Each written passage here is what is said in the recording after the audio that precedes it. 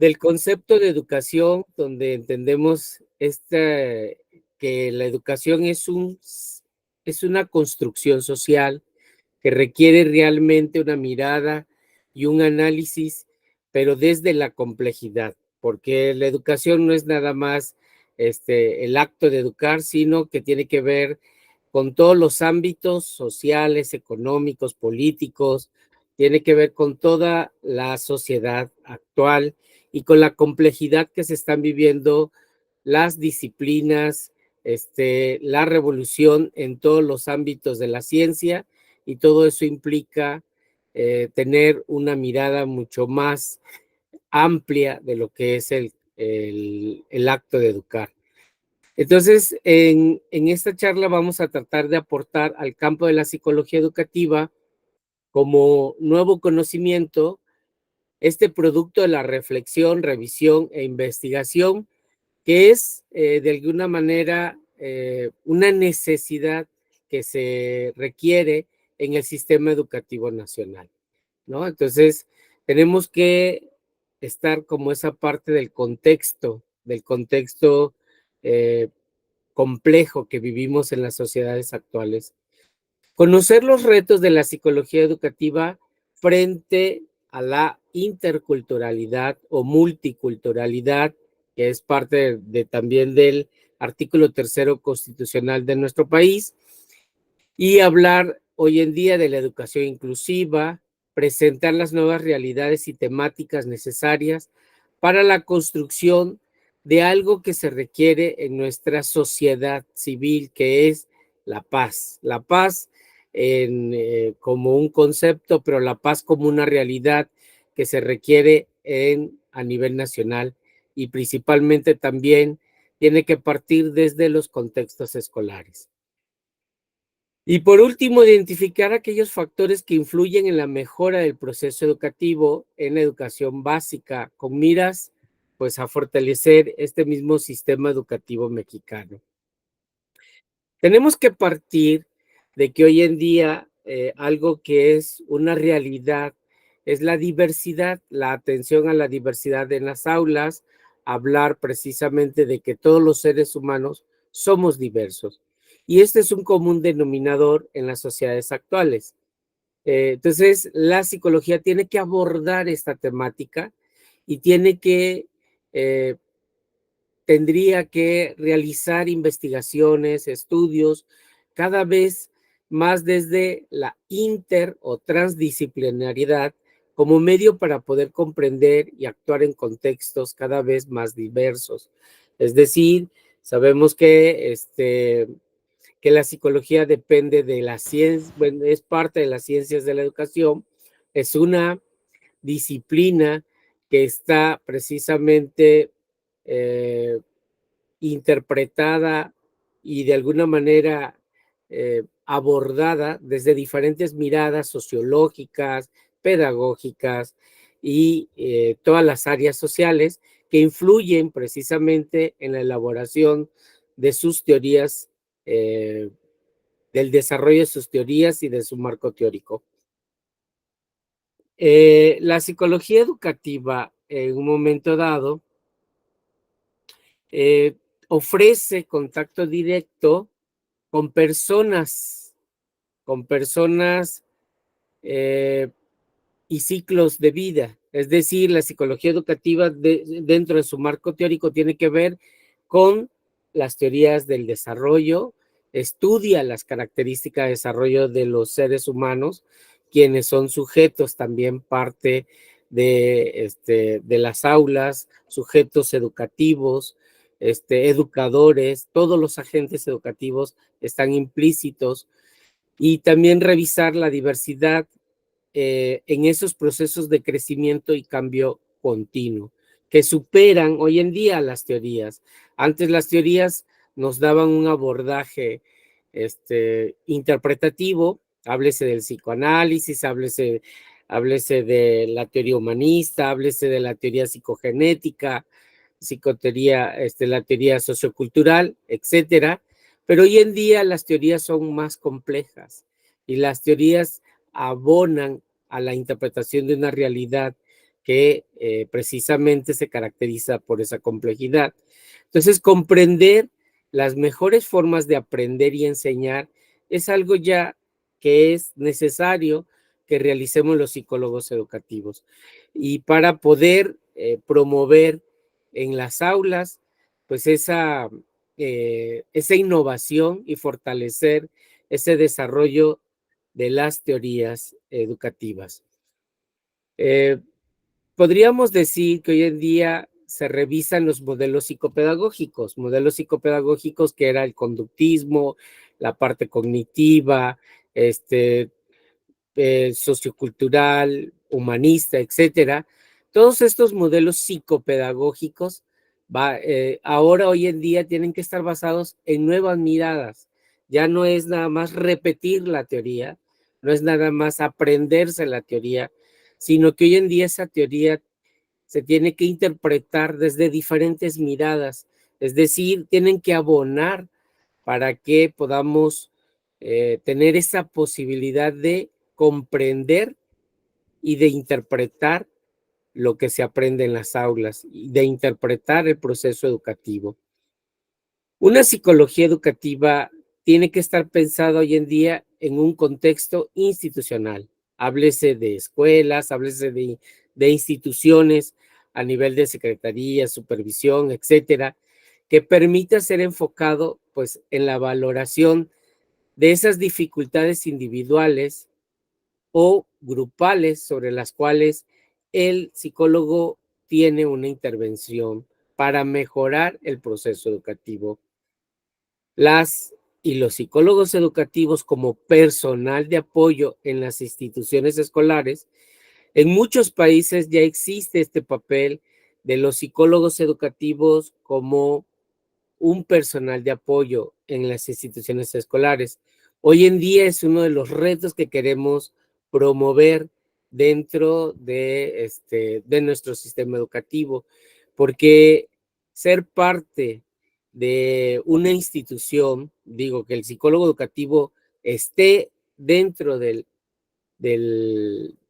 digamos, dentro de la misma institución escolar, va a permitir un análisis profundo de esas dificultades para obtener el desarrollo de un aprendizaje significativo. Entonces, para eso necesitamos que realmente nosotros como psicólogos realicemos diagnósticos de la participación de todos los agentes educativos. ¿Quiénes son esos agentes educativos? Pues los alumnos, los docentes, los directivos y los padres de familia, la comunidad en general.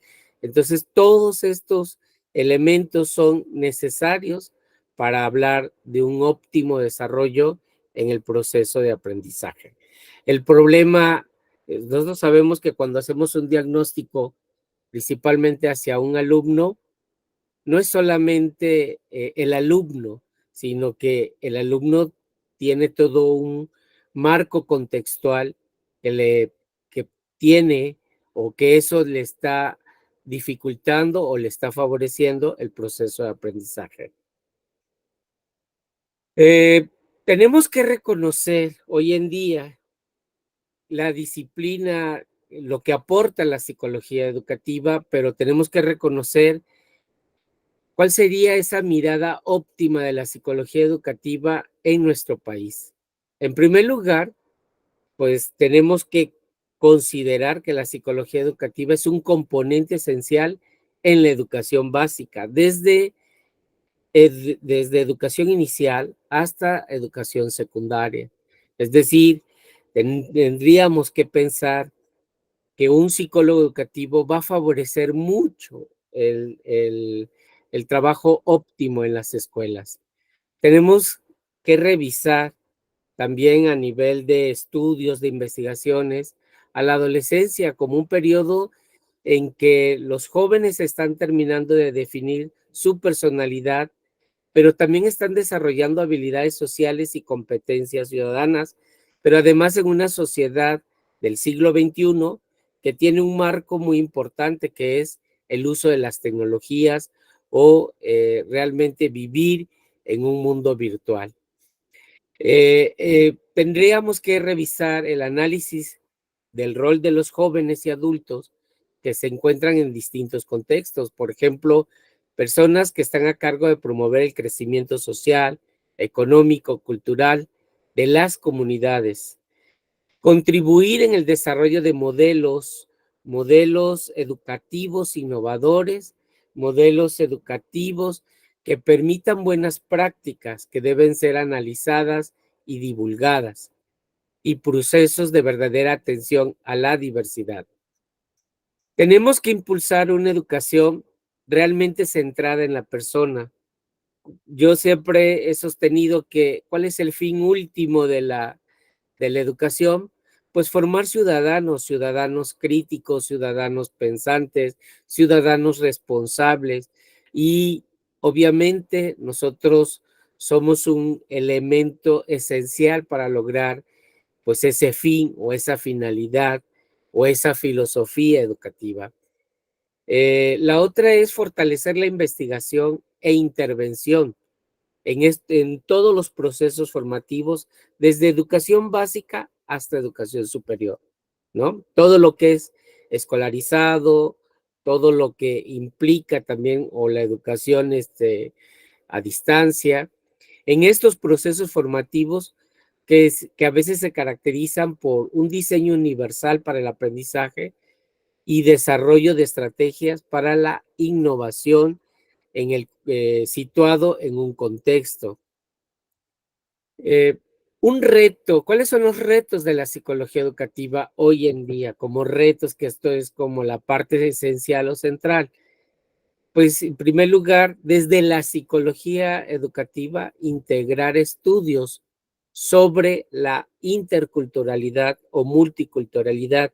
Nuestro país es un país multicultural y nosotros tenemos que estar implícitos o tenemos que saber y reconocer el contexto en el que estamos.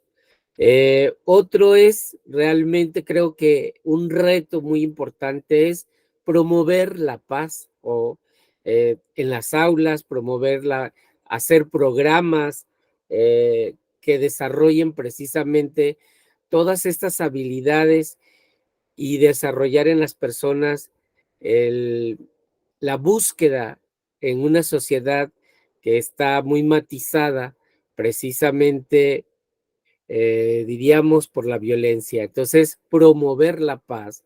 Y la otra es ser parte implícita de la inclusión educativa.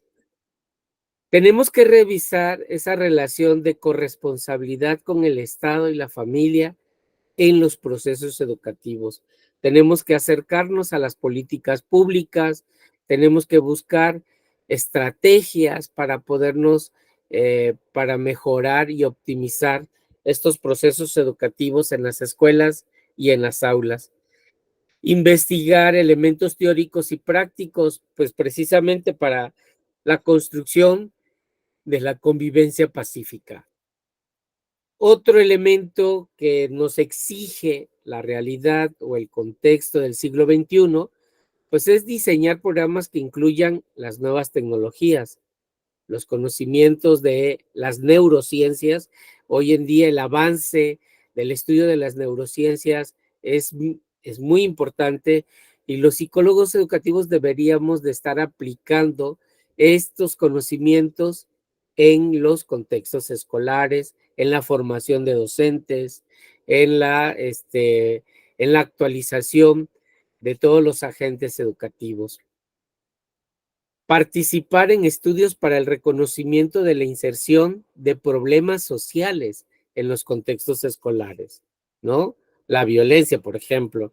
Tendríamos que reconocer y revisar estas estrategias o diseñar programas para poder estar inmerso y poder dar solución innovadora precisamente a la escuela. Evidenciar las tareas sustantivas del psicólogo educativo al acompañar en los procesos de diagnóstico. Algo que tiene que hacer el psicólogo educativo es ser un agente profesional del diagnóstico realizar, diseñar programas para la intervención y seguimiento a toda la comunidad educativa, ¿no? No nos centramos principalmente con los alumnos, pero también nos centramos con los docentes, nos centramos con los agentes educativos, autoridades educativas, o sea, está implícito todo el desarrollo. Otros retos, bueno, dentro de las conclusiones, pues primero habría que reconocer que los psicólogos que ya somos psicólogos, que somos profesionales de la educación y quienes están en proceso formativo como psicólogos, pues tenemos que reconocer esas competencias funcionales que ahorita se han podido evidenciar en tareas directivas. Muchos psicólogos son directivos de instituciones educativas o de instituciones, de, ya sea de la educación formal o no formal, en instituciones académicas, son docentes, son administrativos, son del área que apoyan a una institución o a la gestión, y comunitarias en el sistema educativo mexicano. Habría que distinguir el rol del psicólogo educativo en la función de cuidado y atención de las y los alumnos de educación básica, de educación media superior, pero además también tenemos esos roles de estar en el área de prevención, de orientación, de formación de estudiantes, de propios educadores, o sea, estar formando en las normales, estar fortaleciendo el trabajo de los normalistas, estar formando a padres de familia y miembros de la comunidad educativa. Se requiere en el sistema educativo mexicano un psicólogo educativo. Bueno, esto yo ya lo he venido sosteniendo desde un artículo que se publiqué en el 2009, donde precisamente sostengo que debe de haber un psicólogo educativo en cada institución de escuela de educación básica. Entonces, háblese de institución de educación básica, pero también tendríamos que atender educación media superior y superior, ¿no? Establecer que el psicólogo educativo realice el análisis del comportamiento humano de los alumnos en situaciones de aprendizaje, potenciando el desarrollo de habilidades y capacidades humanas e institucionales. Se ha demostrado en muchas investigaciones que la presencia del psicólogo educativo pareciera ser un elemento primordial para alcanzar los éxitos o para hablar de un aprendizaje óptimo, ¿no? O sea, es decir, sí se ha logrado comprobar y en muchos países sí han incluido a los psicólogos educativos dentro de las instituciones educativas. Entonces, hay evidencia, hay investigaciones. En el contexto mexicano, en el 2000, más o menos 2019, hay una propuesta legislativa a nivel estatal para incorporar a los psicólogos educativos en la escuela de educación básica. Existe una iniciativa con proyecto de decreto por el que se reforman y adicionan diversas disposiciones de la Ley General de Educación en materia de atención psicológica gratuita, pero aquí también era para estudiantes de educación pública de nivel básico. Esta también fue una iniciativa que estuvo en el Parlamento Legislativo, junto con esta que también fue una propuesta cuando era diputado, el hoy gobernador de aquí de San Luis, Ricardo García Gallardo, donde hacía una iniciativa con proyecto de decreto por el que se reforman diversas disposiciones igual de la Ley General de Educación, pero en materia de acompañamiento psicológico. Es que uno era atención psicológica dentro de las escuelas, pero así como atención psicológica y el otro es un acompañamiento psicológico que tiene una mirada diferente, en los centros educativos de nuestro país. Es decir, sí ha habido iniciativas, y este es uno de los retos de la psicología educativa, de hacernos ver a través de las, diríamos, de las legislaciones, de que se pueda establecer el papel del psicólogo dentro del psicólogo educativo dentro de las escuelas. Revisé una propuesta también muy interesante que era de una diputada, este, eh, Josefina Salas, que presentó una iniciativa de reforma a la Ley de Educación para el Estado de Guanajuato, para que todas las escuelas de nivel básico en el Estado de Guanajuato cuenten con profesionistas de psicología o psiquiatría del área clínica y educativa y personal docente capacitado en la materia. Esto era para atender, porque muchas de las cosas que se han comprobado es que precisamente algo que fallan, diríamos, o de las dificultades más evidentes que hay en las aulas, son precisamente el aspecto socioemocional.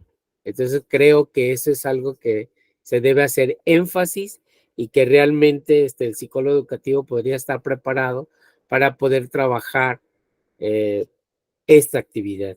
Y bueno, yo creo que una conclusión muy importante sería hacer énfasis que en estos momentos electorales, eh, yo creo que si algo es como hacerle llegar a los candidatos presidenciables, hacerles llegar pues la propuesta, o sea, de que realmente si queremos asegurar que una educación de excelencia, si queremos asegurar una educación óptima para el desarrollo de los niños y las niñas de educación básica, yo creo que, y bueno, y para todo el sistema educativo, pues exactamente hacerles ver que estas instituciones deben de contar con un psicólogo educativo. Yo creo que es un reto muy importante dentro de la política educativa mexicana. Creo que atender estas problemáticas en el área socioeducativa y socioemocional pues es muy importante, y que ojalá, ahorita que las diferentes instituciones, la Universidad Pedagógica Nacional, pues está formando también psicólogos educativos, pero también hay otras instituciones que están formando, por ejemplo, psicopedagogos, o realmente psicología con énfasis en la educación, pero que todos estos profesionistas, hablándose también hasta del pedagogo, todos los profesionistas de la educación deberían de estar apoyando y fortaleciendo el trabajo que se realiza en las aulas, y realmente ser parte de este sistema educativo mexicano. Yo creo que es un reto que debe tener el gobierno, el poder pensar en que no es, muchas veces buscamos proyectos y proyectos estaba en el plan 2017, el área de desarrollo personal y social, cuando se hablaba de esta parte socioemocional, del desarrollo socioemocional. Yo creo que eso es algo que debemos de reconocer, que es importante retomarlo hoy en día en a nivel de institución escolar, a nivel del sistema educativo mexicano, si queremos tener elementos para mejorar este, este desarrollo educativo a nivel nacional y estatal o local, etcétera, ¿no? Y bueno, el reto es ese. Yo creo que el reto es nosotros como profesionistas de la educación o profesionales de la educación, pues realmente contribuir al desarrollo al desarrollo educativo de nuestro país. Y bueno, agradecer el día de hoy el que pude participar en este foro de psicología, noveno foro de psicología educativa, y agradecer a los organizadores y ojalá, así como está ese movimiento de psicólogos en acción, pues sean quienes también hagan llegar una propuesta directa a, pues a los, diría yo, candidatos o al precisamente, porque ya ha habido propuestas y el chiste es seguir fortaleciendo y seguir eh, solicitando el que se nos pueda ser escuchado algún día, ¿no? Y bueno, gracias por todo. No, al Y ahora contrario, sí, espero muchísimas tus gracias, preguntas. maestro Pastor. Y la verdad es que sí, o sea, la Asociación de Psicólogos Educativos en Acción está trabajando constantemente para hacer visible precisamente esta linda y hermosa profesión, que con día a día hacemos visible pues todas estas dificultades a las cuales nos enfrentamos, sobre todo para integrarnos al sistema educativo nacional. Y la importancia que bien usted menciona y con algunas preguntas que más adelantito vamos a retomar precisamente para que puedan ser respondidas de manera más abierta, más clara.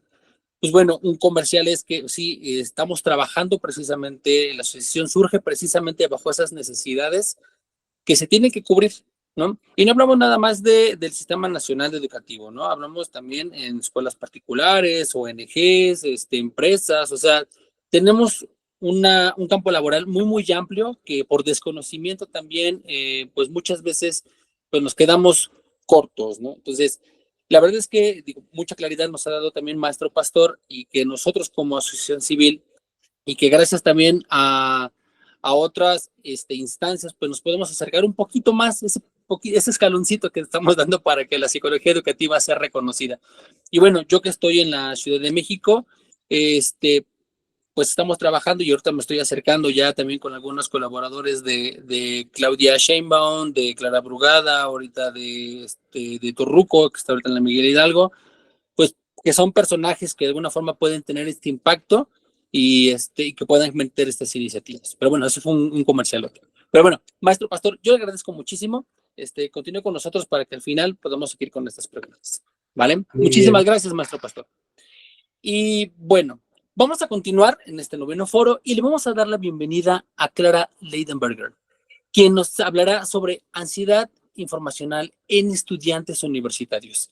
Clara va a abordar estos desafíos que enfrentan los estudiantes en un mundo saturado de información, cómo apoyarles, cómo ayudarles a gestionar esta sobrecarga y mejorar su bienestar y rendimiento académico. Clara, bienvenida, ¿cómo estás? Buenas tardes. Hola, gracias por todo. La verdad me encuentro bien y estoy muy feliz de estar aquí porque yo apoyo mucho esta iniciativa de Psicólogos Educativos en Acción. Creo que es algo que no se ve muy seguido y yo también estoy muy a favor de visibilizar la psicología en la educación y también la psicología educativa. Y pues nada, igual gracias por la presentación del maestro Pastor, estuvo muy interesante también. Y bueno, comparto mi pantalla. Sí, adelante, Clara.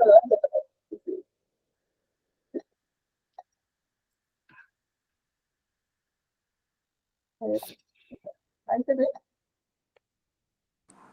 Sí, adelante. Y es todo tuyo.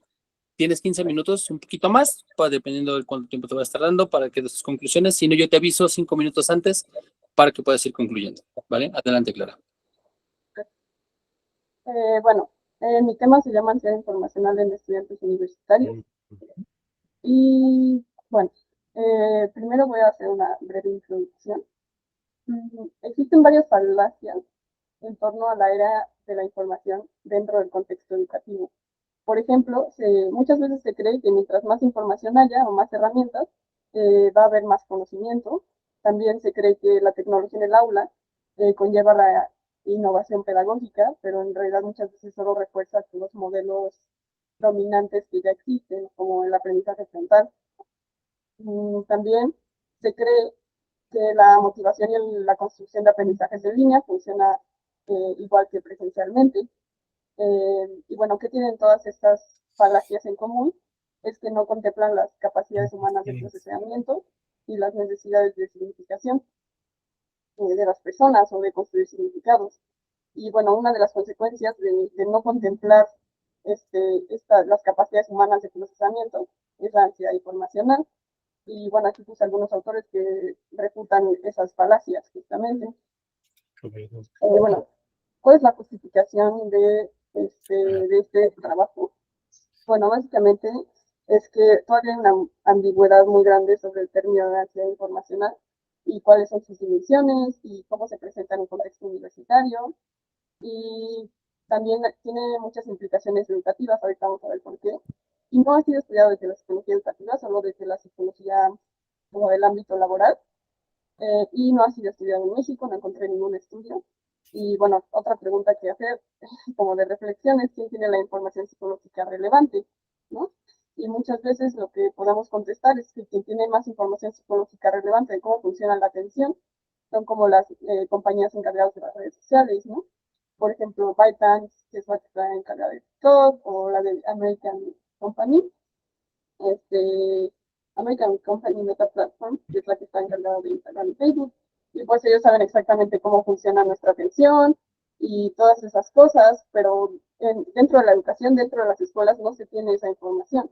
Entonces, eso igual hace que sea difícil saber cómo los estudiantes aprenden, cómo funciona su motivación, y pues todo eso puede ser muy problemático, ¿no? Y justo frena el aprendizaje.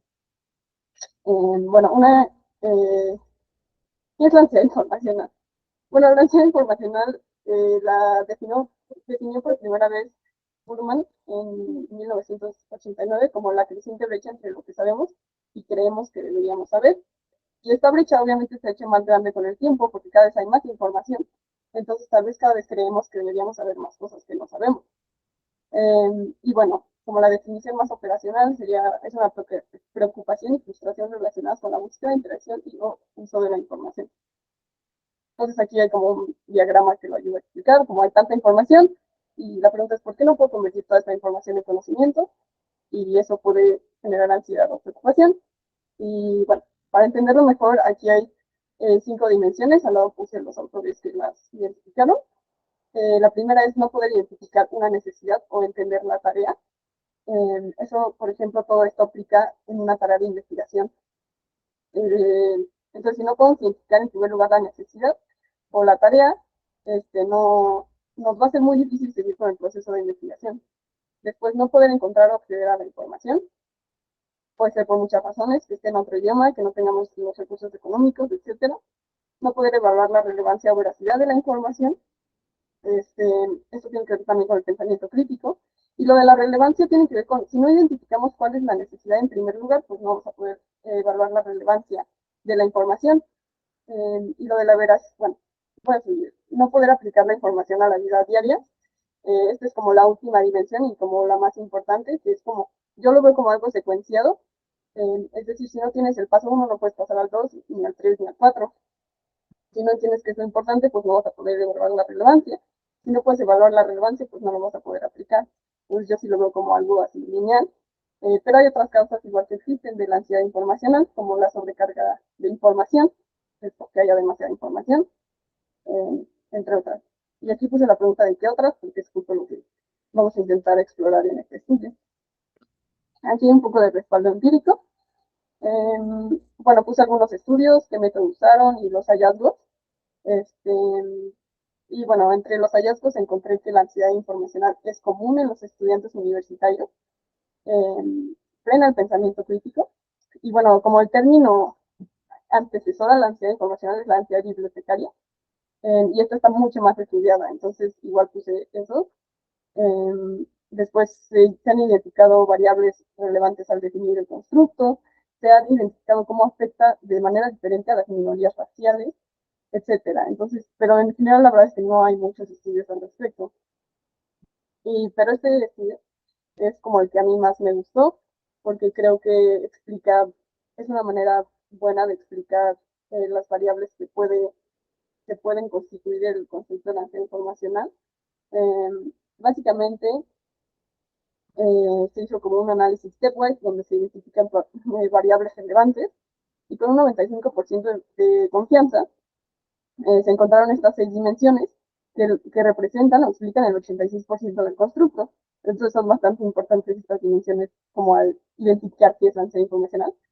Una vez sí crees que el volumen de la información siempre ayuda a la toma de decisiones. Otra vez si buscas información mientras que no la docente imparte clases, y piensas que otras personas comprenden todo y tú no, y sientes que tu rendimiento escolar ha bajado por la sobrecarga de información, si presentas disturbios en el sueño y dolores de cabeza por el exceso de información. Estas son como dimensiones importantes que se detectaron.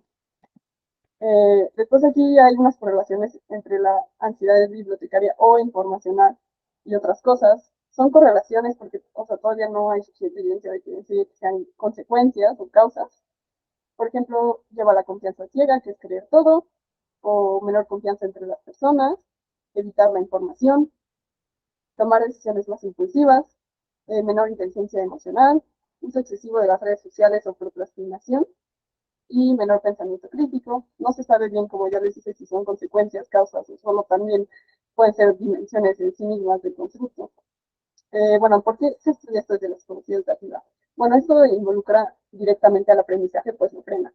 Si tenemos ansiedad informacional, es mucho más difícil aprender, es mucho más difícil entender la información que se nos está presentando, acceder a ella, saber dónde empezar nuestras búsquedas, saber cómo aplicarla. Entonces, sí es un constructo, yo creo que muy potente para explicar que no aprendamos algo.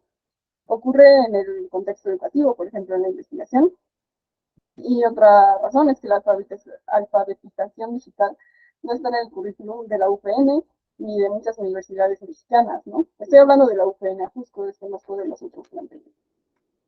El método que utilicé fue exploratorio cualitativo, porque lo que queríamos hacer era detectar nuevas dimensiones o dimensiones presentes, entonces era lo que más nos convenía. Y aquí están los objetivos, que es explorar experiencias en torno al avance informacional de estudiantes universitarios, identificar nuevas dimensiones, así como las que ya están establecidas en la teoría. Y bueno, el método todavía la verdad no he hecho estas tres cosas, solamente he aplicado entrevistas cortas, pero se pretende hacer estas dos. Y bueno, básicamente voy a hablarles en qué consiste la observación no participante de búsquedas. Y bueno, aquí también tenemos la propuesta de hacer un grupo focal y comparar toda esa información, una triangulación de información para que sea como más válido. Bueno, la observación durante búsquedas está interesante porque pues es una manera de ver cómo las personas pasan el tiempo en línea y cómo las personas dirigen su tiempo cuando tienen que hacer una investigación, por ejemplo. Entonces aquí hay unos factores a considerar, como cuánto tiempo pasas en una actividad antes de cambiar a la otra, los distractores se presentan, tu memoria de trabajo. Se ha comprobado que con el aumento de la digitalización, igual han aumentado muchos trastornos, bueno, no, solamente el TDAH ha aumentado y la memoria de trabajo se ha reducido. Bueno, o sea, eso coincide con el hecho de que haya más acceso a los medios digitales, ¿no? Entonces, las personas que pasan mucho tiempo en los medios digitales, es probable que su memoria de trabajo pues disminuya. Pero bueno, el tipo de actividades que hacen, si son activas o pasivas. También existe esta falacia de que las actividades en línea siempre son pasivas, pero no, también pueden ser activas como para procesar la información. También tenemos qué tipo de contenido, si es lectura, audiovisual o gráfico, utilización de la inteligencia artificial y para qué se usa, que es igual otro tema relevante ahorita, y cómo se filtra y procesa la información, emociones e involucramiento emocional. Entonces, todas estas son como dimensiones que algunas sí son cuantitativas, otras cualitativas, y todas yo creo que son importantes como para explicar el concepto. Y bueno, aquí puse como Cron hizo un estado del arte sobre el impacto de los medios digitales en la salud mental y llegó a esta conclusión que es una limitación importante en la mayoría de los estudios, es que no muestran exactamente qué es lo que las personas hacen mientras navegan en los medios digitales. Entonces eso es justamente lo que queremos hacer. Y bueno, como les dije, hice como unas entrevistas cortas donde aparecieron dimensiones de la acción informacional en el discurso, como las que anoté aquí, claridad de la tarea, evaluación de información falsa o no poder evaluar si la información es verídica o falsa, falta de información, demasiada información, información en otro idioma y dificultades en el acceso por por cuestiones económicas. Y también surgieron nuevas categorías como no poder encontrar información sobre el propio país, desconfianza en que la información que tienes no aporte algo nuevo y contradicciones entre el docente y el manual de titulación. Aquí hay otros resultados de las entrevistas, y como qué factores son protectores contra la ansiedad informacional. Y ahí salió como la importancia del docente como guía y motivación, y la importancia de apasionarse por el tema. Rara vez los estudiantes hablan sobre sus propias habilidades como factor influyente, lo cual tal vez habla como de poca autocrítica. Y bueno, aquí hice un dendrograma de clustering jerárquico para palabras, donde básicamente apliqué como entrevistas, las transcribí y las metí a un lenguaje de programación que se llama R, y ahí básicamente como que ordenó las palabras más importantes como jerárquicamente. Y bueno, la primera que salió sí fue información, lo cual fue relevante porque pues justo era de lo que estamos hablando. Y como en el segundo nivel aparecieron muchos sentimientos, ¿no? Como siento, gusta, estresada, desmotivada, etcétera, ¿no? Entonces ahí vemos como los sentimientos están muy relacionados como con, al hablar de sus propias experiencias, ¿no? En torno a la información. Bueno, ¿a qué conclusiones vamos a llegar? Para futuras investigaciones sería importante detectar, entender y profundizar en dimensiones de la ansiedad informacional, y también buscar factores protectores tal vez, y hacer un análisis cuantitativo para generalizar los resultados. ¿Y qué sugerencias tengo yo para las escuelas? Pues que o sea, que haya una concientización del fenómeno, para que puedan como atenderlo y saber que existe, ¿no? Saber que el impacto que tiene la tecnología en nuestra vida, en nuestro aprendizaje, es importante. Y también sugiero hacer cursos de alfabetización digital o incorporar esta en todas las clases. Y creo que sería todo. Gracias por su atención. Muchísimas gracias, Clara. Y creo que la verdad que es un tema muy, muy importante, y sí es un tema poco estudiado o nada estudiado aquí en México. Pero finalmente algo que en metodología de la investigación en la universidad, en los últimos seminarios, pues algo creo que le llaman bola de nieve, ¿no? Que es este exceso de información, cómo aprender a discriminar información, pero no nos explican todo este proceso que vamos a pasar como estudiantes o cuando estamos haciendo un proceso de investigación, ¿no? Cómo discriminar, qué hacemos, cómo buscamos información clara, concisa, palabras clave, oraciones clave, todas estas competencias que a lo mejor desde primaria se deberían de enseñar, ¿no? Y que finalmente cuando llegamos a la etapa de la universidad, pues bueno, nos enfrentamos a esta problemática. ¿Qué hacemos con todo lo que tengo? ¿Hacia dónde voy? ¿Cómo abordo? Y esta parte, y la verdad a mí me encantó cómo lo expresaste, y más como nada en este proceso de método de investigación cuantitativo, nos da o nos vislumbra precisamente todo esto que como estudiantes y como psicólogos educativos en proceso de formación, pues también pasamos, ¿no? Y la verdad se me hace una línea de investigación muy, muy interesante. Y bueno, psicólogos, futuros psicólogos educativos, bueno, ahí tienen una línea de investigación, y qué hacer, y qué mejor que ser estos precursores que, pues Clara ahorita pues también ya está abordando. Pues bueno, muchísimas gracias, Clara. Si alguien tiene preguntas, no olvide ponerlas ahí ahorita en el chat. Al final, serán respondidas. Vamos con nuestro siguiente ponente. Y pues bueno, Clara, yo te agradezco muchísimo. Gracias. Y pues bueno, vamos a continuar con nuestro último ponente. Si alguien tiene preguntas, dudas, comentarios, acuérdense, nos los pueden poner aquí en el chat. Y bueno, tenemos a José Alberto Hernández. José, ¿estás listo? Hola. Sí, ya Hola. estoy listo. Perfecto. Bueno, él nos va a hablar sobre estos planes de acción tutorial, si no mal recuerdo. Compartir las estrategias y mejores prácticas para diseñar y ejecutar planes de acción que apoyen el desarrollo integral de nuestros estudiantes, ¿sale? A nivel académico y personal. Pues bueno, José Alberto, bienvenido. Adelante con tu presentación y son todos tuyos. Y muchas gracias. Bueno, aquí hubo una pequeña modificación porque voy a hablar más sobre un programa que surge a partir de yo insertarme en un espacio de prácticas educativas, lo que fue mi 7º y 8º semestre de la licenciatura en psicología educativa. Básicamente se maneja a nivel institucional como un plan de acción tutorial, pero en realidad es un programa que se llama Jóvenes para Jóvenes, ¿vale? Les voy a dar un poco de introducción, ¿vale? Pues en este pequeño estudio se investiga qué es lo que genera la falta de interés de los beneficiados, es decir, los estudiantes, a través de las líneas temáticas que son tratadas en este subprograma.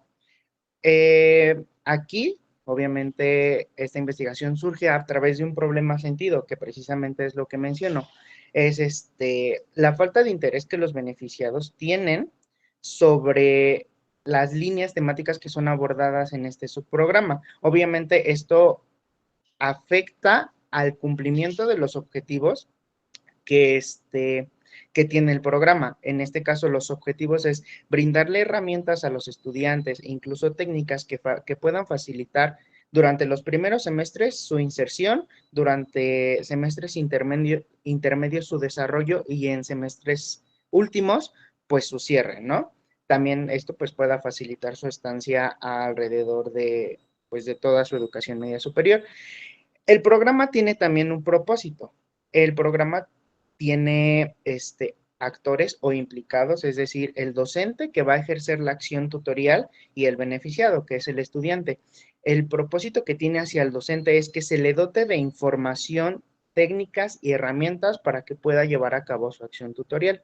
Ajá. Entonces, a partir de esto, yo considero importante mencionar la cuestión de la evaluación de los planes y programas a través de un artículo de revista con el que yo empatizo mucho, que es elaborado por Ramón Pérez Juste en el 2000, que habla sobre la evaluación de programas educativos, sus conceptos básicos y sus planteamientos.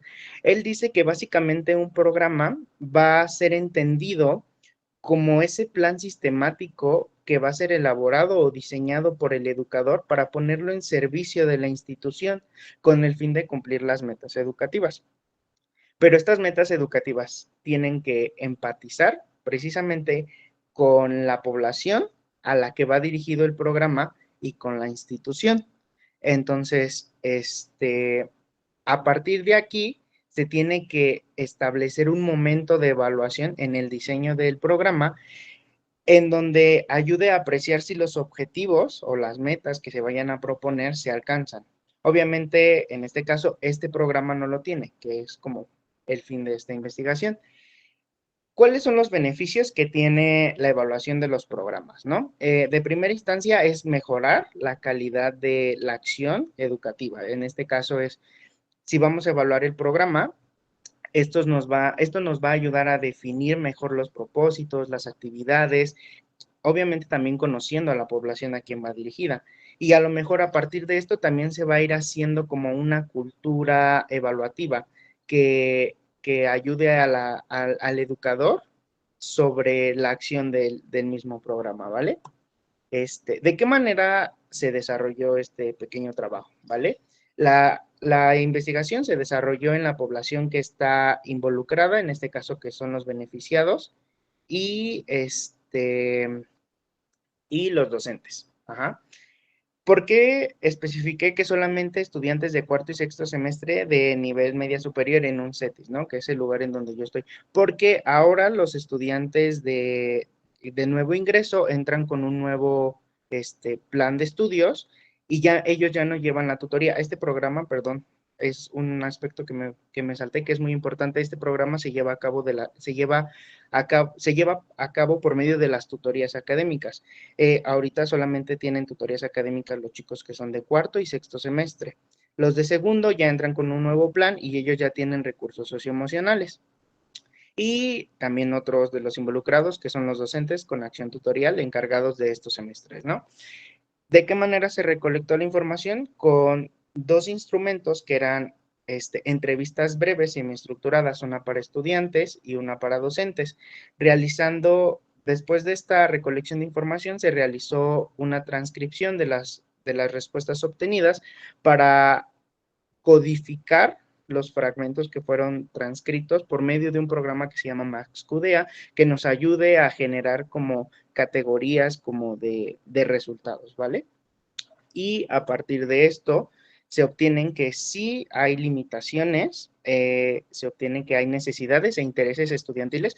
Aquí a lo mejor este puede ser un punto muy importante, era como lo que se pensaba obtener desde el principio, para, para ver si el problema sentido era realmente de esa forma o la perspectiva en la que se estaba viendo era equívoca, ¿no? Entonces, aquí hay dos perspectivas, la que nos ofrecen los estudiantes en cuanto a sus necesidades e intereses y la perspectiva que tienen los docentes en cuanto a eso, ¿vale? La acción tutorial y referentes fue una línea que se fue generando a partir de las transcripciones. Y en los resultados, dentro de las limitaciones, tenemos que algunos maestros expresan que las restricciones que puede tener la tutoría académica del programa Jóvenes para Jóvenes están siempre relacionados con el tiempo y el entorno en el que se llevan a cabo. Esto para ellos puede determinar que se aborden o no las necesidades de los alumnos o si se puedan satisfacer. Ahora vamos con algo que siento que fue el punto clave. Algunos estudiantes sienten que la tutoría, a lo mejor esto ya es una cuestión de su percepción, debe incluir ayuda a los problemas en problemas personales, además de académicos evaluativos. Esta cuestión de académicos evaluativos me refiero a que ellos quieren ver a la tutoría como una materia que les ayude a otras materias, ¿no? Y en cierta parte sí, porque te puede brindar herramientas académicas para, no sé, estrategias de aprendizaje y este tipo de situaciones, pero que les brinde puntos para que les ayude a pasar ciertas materias, ¿no? A esto se hace referencia. Y que le gustaría que fueran actividades que siempre fueran fuera del aula, ¿no? Además, la otra perspectiva es que los docentes sí reconocen que sí, que existen ciertas limitaciones, pero creen que aún así se satisfacen las necesidades de los alumnos. La acción tutorial y los referentes. Los docentes van a basar su acción tutorial en el material que la institución siempre les brinde. En este caso, la institución, en los semestres de cuarto y sexto, o sí, bueno, ya cuarto y sexto, porque los siguientes semestres pues van a seguir teniendo lo que son recursos socioemocionales, van a basar su acción tutorial en los referentes y en las líneas temáticas que vengan en Jóvenes para Jóvenes. Y además ellos mencionan que siempre va a estar de la mano una habilidad que ellos como docentes tienen, que es la escucha activa de las necesidades de sus alumnos. A partir de esto, ellos van a poder obtener o crear actividades que les sirvan a ellos, pero que no están contempladas dentro de este programa. Y a manera como de conclusión, obviamente el estudio sí destaca que hay una complejidad de abordar la falta de interés por medio del subprograma, identificando cuáles son sus limitaciones, como la cuestión del tiempo, la percepción que los estudiantes tienen sobre la tutoría y la relevancia sobre las líneas temáticas. Y bueno, la cuestión de la habilidad que yo mencionaba que los docentes deben de tener sobre ello.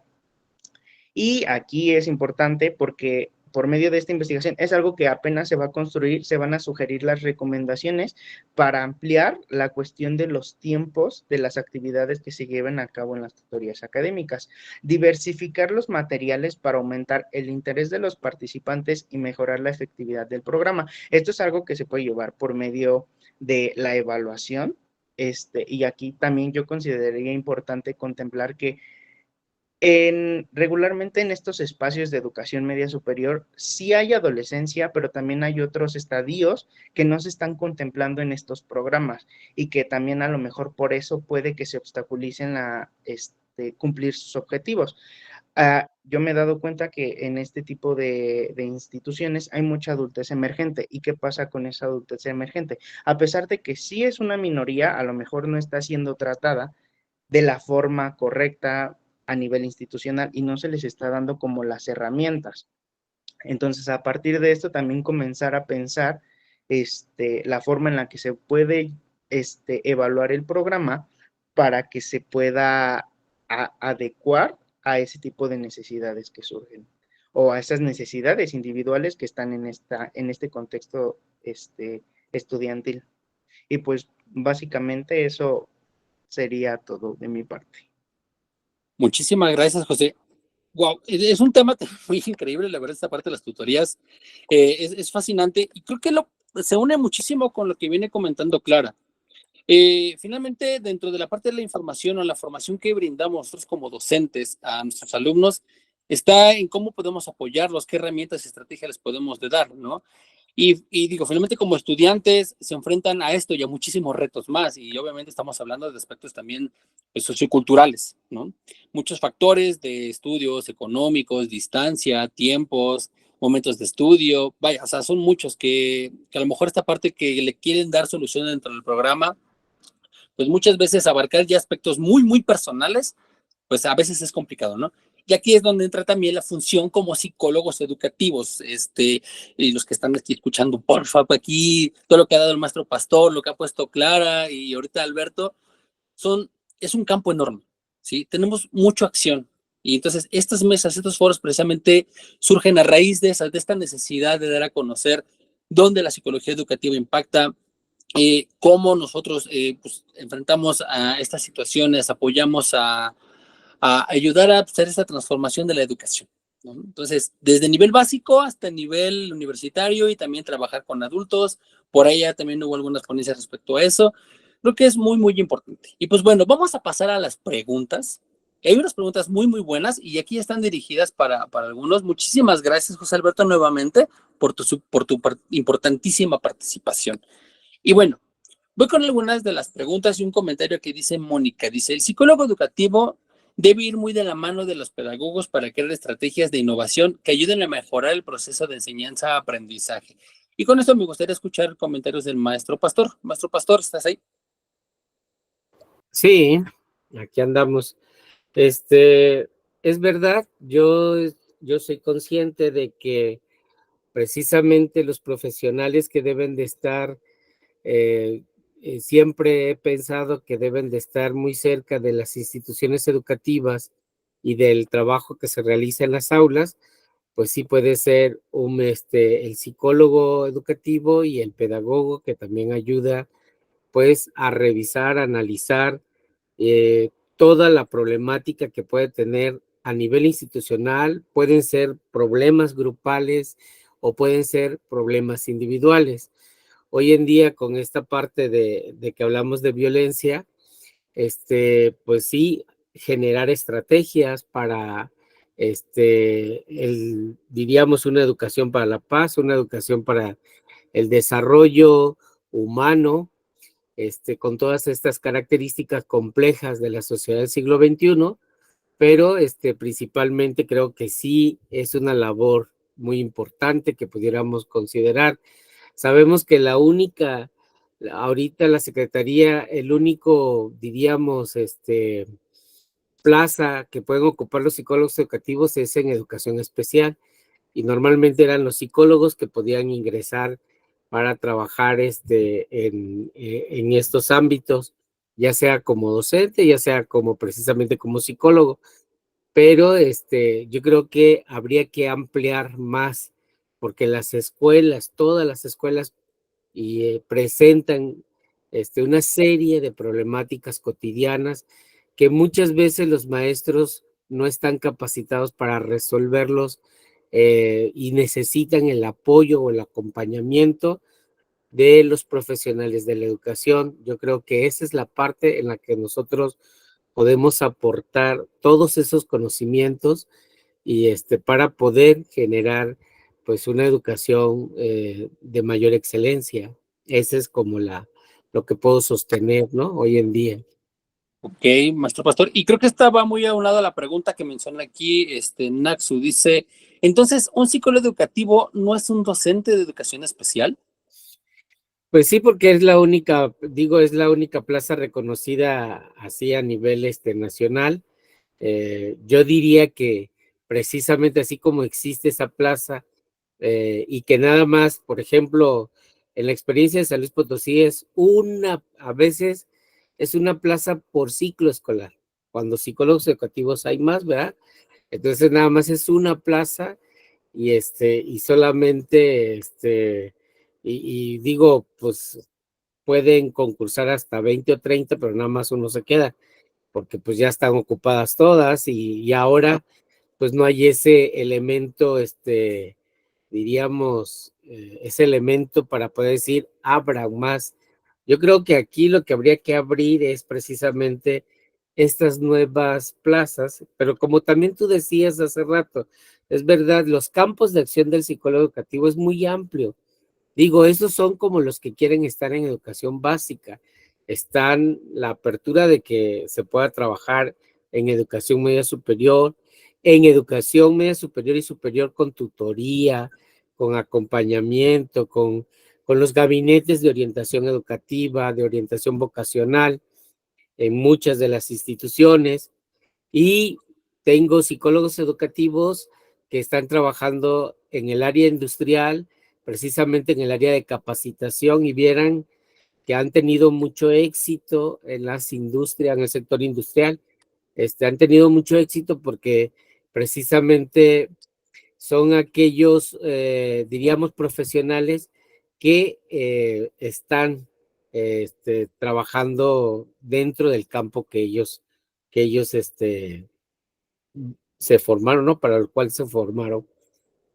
Y sí, y mire, justo hace rato daba el taller de diseño de cursos de capacitación. Digo, finalmente desde el diseño, la implementación, la evaluación, bueno, ya es un campo laboral también muy amplio, entonces, y más dentro de una organización, ¿no? Y entonces, yo espero, digo, como comercial, que mañana se unan a este taller los que faltaron. Entonces, porque digo, es mucho lo que hay en ONGs, hospitales, dentro de instituciones públicas, particulares, o sea, hay mucho de dónde, ¿vale? Entonces, bueno, muchas gracias, maestro Pastor. Y voy con la siguiente pregunta para Clara. ¿Cómo podría verse afectada la ansiedad informacional por diversos sistemas de opresión que explican condiciones de desigualdad por género, raza, clase social, etcétera? Pues, bueno, de hecho, el artículo que yo leí al respecto, que solo encontré uno, habla que pues los estudiantes de minorías raciales o, o por ejemplo los estudiantes transexuales, este, básicamente no encuentran información que los represente en el internet o donde sea, y eso hace pues igual tener medios de ansiedad informacional porque no, pues no pueden identificarse con la información, entonces es otra dimensión importante. Ok. Y dice, la ansiedad informacional podría estar asociada, ¿y cómo? En la llamada síndrome del o de la impostora dentro de la academia. Sí, sí, definitivamente sí. De hecho, sí es una dimensión que algunos autores dicen, porque básicamente, bueno, puede manifestarse en dos eh, formas. Una es si los docentes no se mantienen actualizados. Entonces, como hay tanta información que uno se tiene que mantener actualizado y no logran hacer eso, pues entonces empiezan a sentir ese síndrome del impostor al ellos ser quienes transmiten toda esa información y quienes tendrían que saberla. Y la otra Claro. es que la llegada de la tecnología generó un fenómeno muy curioso, que es que muchos docentes sienten ansiedad de que sus estudiantes sepan usar mejor la tecnología que ellos. Y de hecho eso ya es igual un fenómeno que se está estudiando ahorita. Y pues, sí. Y bueno, aquí yo creo que también podría atribuirse también a situaciones y dentro de los programas de estudio, ¿no? Y bueno, también los profesores, el contexto y características de los estudiantes. Sí, sí, sí, es cierto. Todas esas son variables que influyen. Ok. Y la siguiente pregunta dice, ¿cómo podría estar asociada la experiencia de ansiedad informacional con las habilidades metacognitivas respecto a los procesos, capacidades, estrategias, hábitos, etcétera, de aprendizaje en los estudiantes universitarios?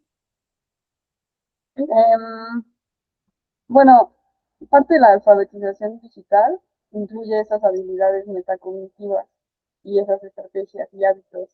Entonces, justo eso es como la cura a la ansiedad informacional de cierta manera. Sí. Entonces, sí. Pero la verdad, yo no he investigado bien cómo exactamente funciona eso.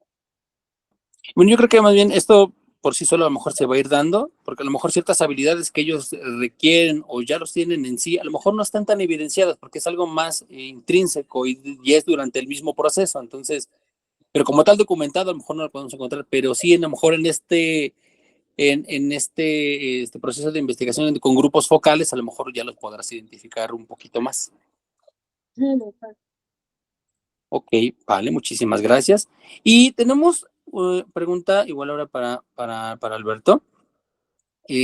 Dice, es muy importante, dice Carla Jiménez, es muy importante dar un acompañamiento por medio de las tutorías a los educandos. Mi pregunta es, ¿qué otros retos presentaste en este proyecto?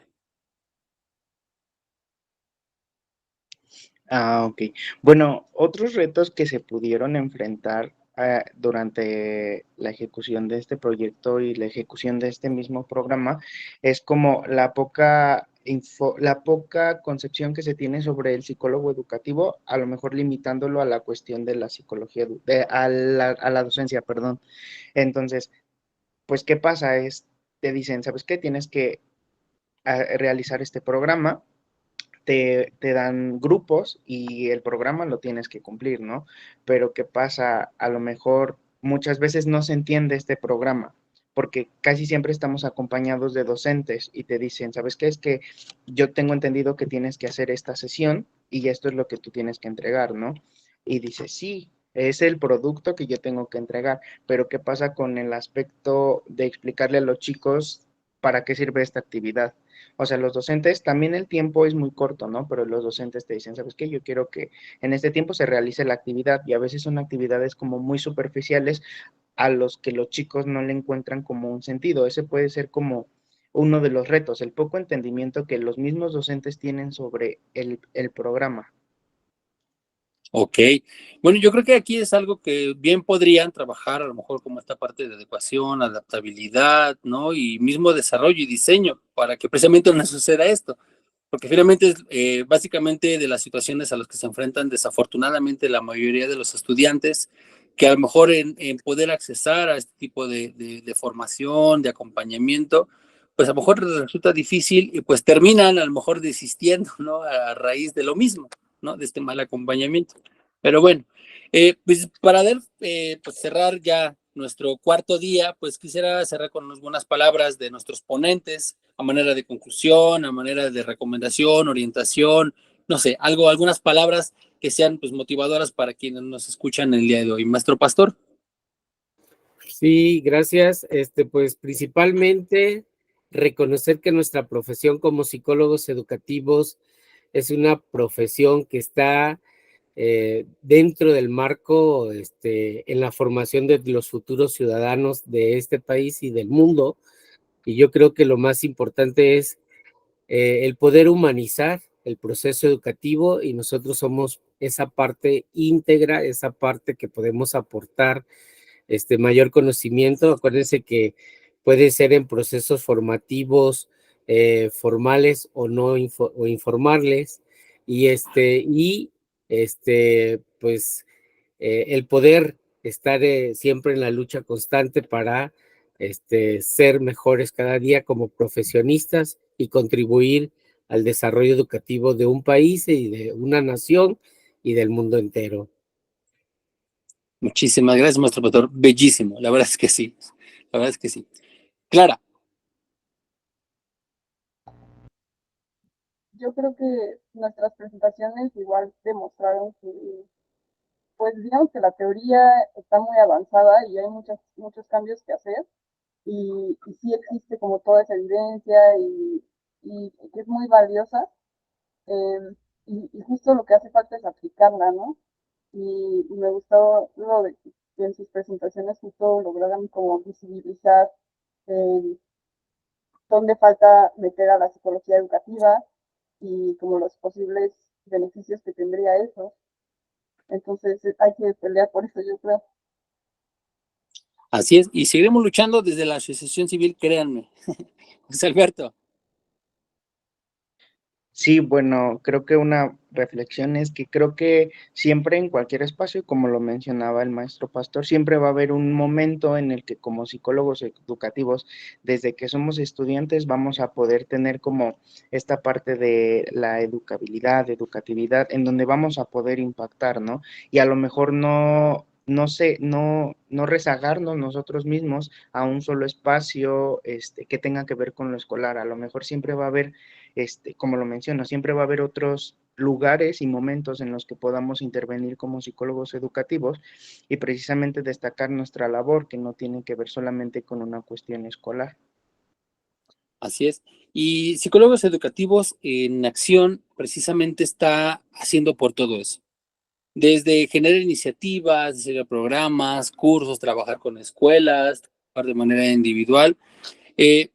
Vaya, estamos haciendo una hermosa labor y también eso es gracias a ustedes, ¿sí? Llevamos ya 3 años trabajando, nuestro 9º foro, y eso quiere decir que vamos bien, ¿sí? Entonces yo los invito a seguirnos en nuestras redes, a seguirnos en Facebook, en nuestro podcast, Háblame de Psicología Educativa, donde precisamente abordamos estos y más temas, ¿vale? Pues maestro Pastor, Clara, José Alberto, yo les agradezco muchísimo por sus excelentes y maravillosas ponencias. Esperamos tenerlos nuevamente por aquí en nuestro 10º foro de Psicología Educativa. Y pues bueno, gracias a cada uno de ustedes, los participantes. Espero que haya sido muy, muy de su agrado y que haya resuelto también muchas de sus dudas. Gracias por todo. Muchas gracias, igual. Gracias, Clara. Muchas gracias, maestro Pastor. Muchas gracias, José Alberto. Y a quienes nos escuchan y nos ven y nos siguen en nuestras páginas. Muchísimas gracias. Hasta la próxima. Gracias. Alberto, nada más tantito, espérame, antes de que se salgan, Dime. hacerles la invitación para que Sí. nominen a Lau, el psicólogo educativo que la está rompiendo. En este caso queremos reconocer la labor que están haciendo como estudiantes, como egresados para el reconocimiento de la psicología educativa, y es para conmemorar el día 20 de mayo, que es el día de la y el psicólogo, pero pues hacemos esta ramificación a la psicología educativa porque somos parte de. Entonces, para que no olviden nominar, votar, y también vamos a hacer una psicotrivia en la cual la persona que conteste se va a llevar un libro, y estamos haciendo dinámicas para que se vea y se revalorice la función tan importante que tenemos dentro de la psicología educativa. Pues muchas gracias, Alberto, a la y los ponentes, y nos vemos mañana en el cierre. Que tengan excelente tarde. Hasta luego. Cuídense mucho.